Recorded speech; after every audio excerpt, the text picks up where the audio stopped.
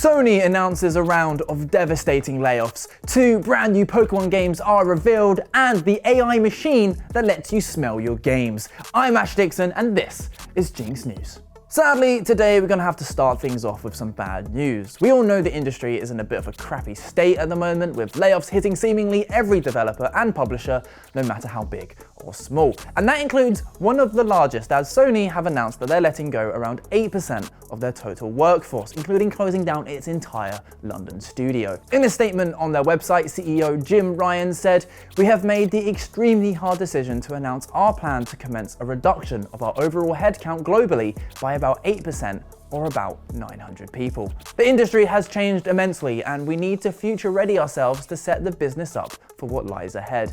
We took a step back to ensure we are set up to continue bringing the best gaming experiences to the community." Now look, this was obviously going to be tough for everyone involved, and our hearts go out to everyone who's lost their jobs as a result of this. However, it's a real kick in the teeth for the London studio in particular, because just a few days ago, that very same guy was literally at the studio, happily smiling away for pictures with staff. It's like a really bleak version of those "you'll never guess what happened next" clickbait ads. Another UK studio, Firesprite, is also seeing significant cuts, including the cancellation of an unannounced Twisted Metal game, which would have been the first new title in the franchise in over a decade. And well, that makes sense. It's not like they've just released a well-received TV adaptation or anything. We've been trying not to report on all of these layoffs because, well, quite honestly, it's just incredibly depressing. But obviously, this is a major one, and one from a company who always seems to try and come across like, "We're gamers too, guys. We've got your back." It didn't matter how much money games made, just so long as they were good. I mean, just look at what they were saying back in 2014. A personal favorite of mine that really embodies the PlayStation spirit. It wasn't a multi-million seller, but that's not the point. Clearly, that's now exactly the point. The latest Pokémon showcase took place yesterday, first of all reminding us that there's a whole bunch of Pokémon mobile games that no one really plays, because realistically what we were all there for was to see the next big Pokémon game coming to the Switch. And that's exactly what we got! Pokémon Legends ZA has been announced for 2025. It will seemingly take place exclusively in Lumiose City in a much more modern era than we saw with Legends Arceus. Fans will remember the French-inspired location from the X and Y games, and it seems that 12 years later we're actually getting Pokémon Z. Bet that sentence made you feel old. Other than that, the trailer revealed very little information, though a lot of people are celebrating that they've actually taken an extra year to drop a new game. And after the dumpster fire that was Scarlet and Violet, I can see why. The release date also means it's likely a day one release for the Switch too, so I imagine it will sell an absolute ton. Whether it will look like a next-gen release, well, I have my doubts.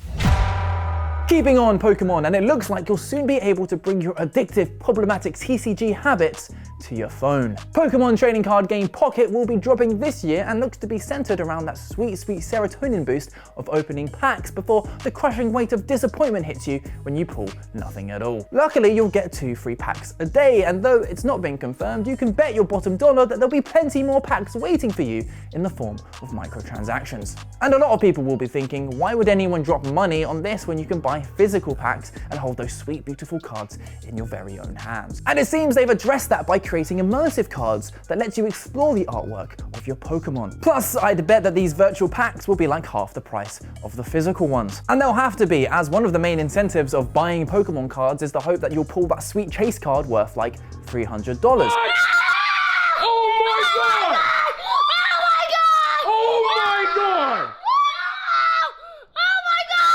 Either way, ain't nobody paying $300 for a virtual card when you can buy a physical one. Now, the Pokémon TCG fans out there will know that a digital version of the game already exists, albeit with more bugs than a Planet from Helldivers 2. Can you transfer over your cards? Well, most likely no, and those QR codes that you get with your physical packs, it's unclear whether those will be usable too.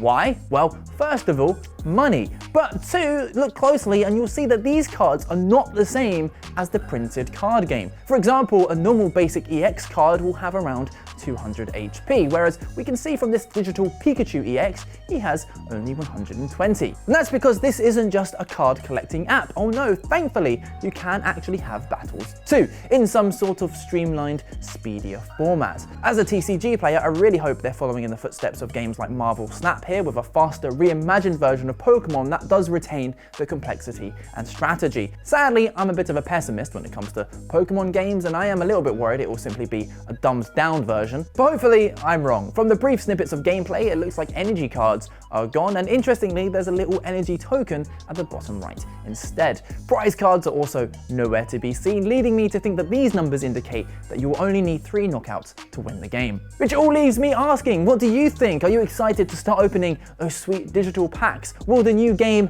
be any good? I'm keen to hear your thoughts down in the comments. The history of video games is littered with peripherals designed to simulate that feeling of being in the video game world. From a glove that tried to make you feel like Iron Man but made you look like you'd stuck a TV remote to a marigold, to a system that made you actually bleed when you took damage. There's always been a bizarre new take on the idea. And 2024 seems like no exception, as a company has released a new device that will allow players to smell what they're seeing in-game. Dubbed the Game Scent, its makers say it uses special AI technology to see what's happening in a game and then emit a scent that correlates to it. This isn't just some concept or patent though. Oh no, you can actually buy this thing right now for $180, with 6 scents being available out of the box. These include some expected scents like a forest or rainstorm, to the more unusual racing and clean air. What does racing smell like? I don't know, maybe a mix of motor oil and energy drinks? Damn, that just made me snap, yo! But if that's not enough, there's more scents on the way, including the pleasant sounding fresh cut grass. I like that all the time, please. The very much unpleasant sounding smell of blood, just blood, and whatever on God's green earth the smell of sports arena is, for when you want your house to reek of body odor and overpriced beer. This whole thing seems completely insane to me, but I'm not gonna write it off completely. We'll see if the talented and sexy people in our production crew can get hold of one, because I'd like to try it myself. If you too want a device in your room that looks like an Alexa bought from Wish, but lets you smell your favorite anime waifus in real life, well, they're available now. We really do live in the strangest of times. And with that, we're done for today. Like, comment, subscribe, please. I'm off to play an inordinate amount of Dead or Alive Extreme Beach Volleyball for absolutely no reason whatsoever.